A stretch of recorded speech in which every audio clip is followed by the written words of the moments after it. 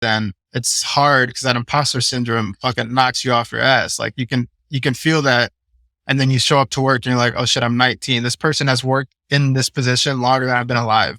Yeah. Like, how I feel like, why the fuck am I here? But it's like that tiny voice, and the war on art, kind of gets around this, but it's like that voice that tells you like, well, I did get hired.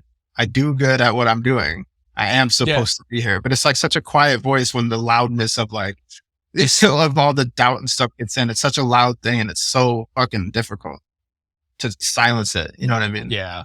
I think the war on art, like, even though that book is written around like creatives and writers and stuff, I still think that book is like one of the books that almost anybody should listen to, because we all deal with it. He kind of talks about, just for people who haven't read it, but he talks about this thing called the resistance. And it's kind of like similar to what we were just talking about with the procrastination thing, where like there's this voice in your head that is always going to find reasons for you to not do the thing, or feel like you don't belong, or that what you're doing is a waste of time, or that nobody's going to read. Like if it's a creative field that you're like an artist or a writer or something, like nobody's going to care about the thing you create.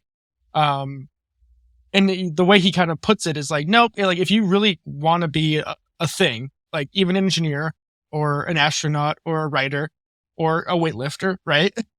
Part of it is just showing up, even when you don't feel like it. Like you just give it time, and he calls it the muse. And basically, by you filling the role of whatever the thing is that you're doing, you allow this force, he calls the muse, to speak through you, whatever that looks like.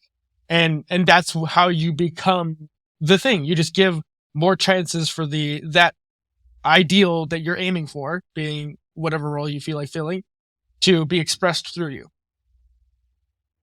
Yeah. And I know that sounds like spiritual, but it's like, and part of the, like part of it almost is spiritual. A little bit. But no, I think the spiritual components are important.